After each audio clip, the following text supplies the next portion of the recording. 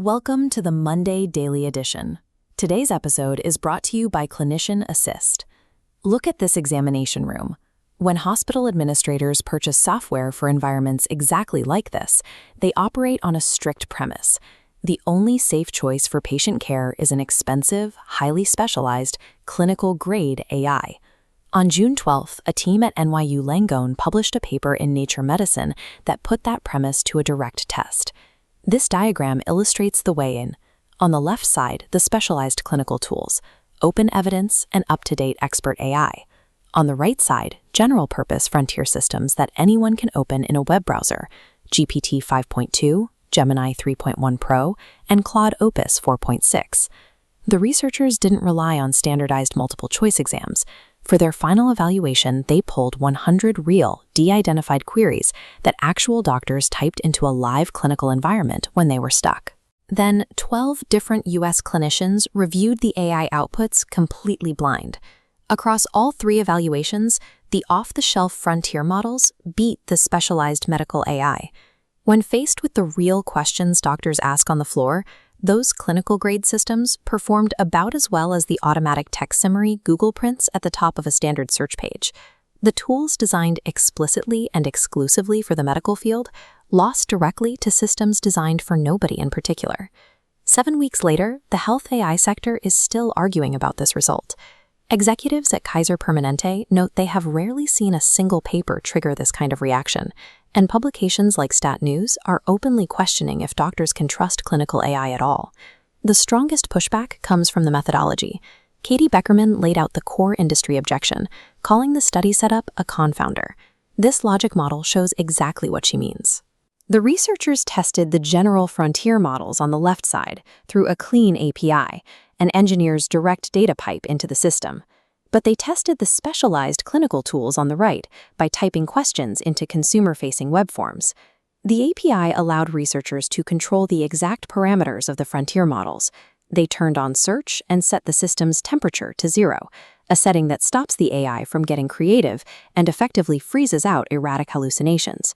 Meanwhile, the clinical tools were treated like ordinary web traffic.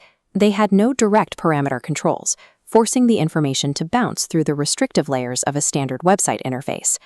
Notice what the health AI industry is actually arguing here. They are not claiming their specialized software delivered better medicine. They are claiming they were asked the same questions through a worse door. The underlying intelligence of a large language model cannot be separated from the digital door you have to walk through to use it. There is one piece of disclosure that belongs in this conversation. The paper's senior author, Eric Oerman, reports consulting for Google. Google makes Gemini 3.1 Pro, one of the 3 general models that won the evaluation. That financial connection does not automatically invalidate a blind-reviewed dataset scored by 12 independent physicians, but any hospital administrator deciding what to do with these results needs to know it. Even considering the API advantage and the author disclosures, the baseline premise that custom-built medical tools inherently beat general-purpose systems failed its first independent stress test in a major medical journal.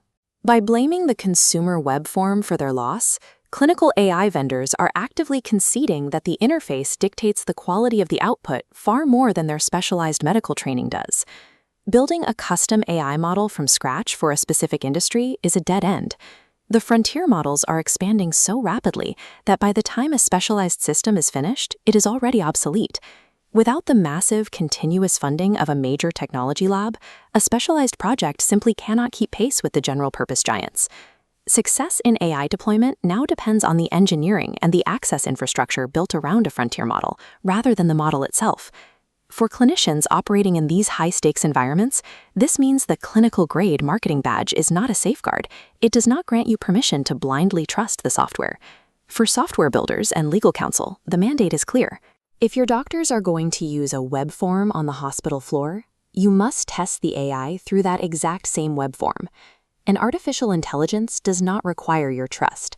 It is a mechanical tool that requires rigorous arrangement, precise documentation, and the constant oversight of a human professional standing right next to it. Thanks for watching the Monday Daily. We'll keep the ledger.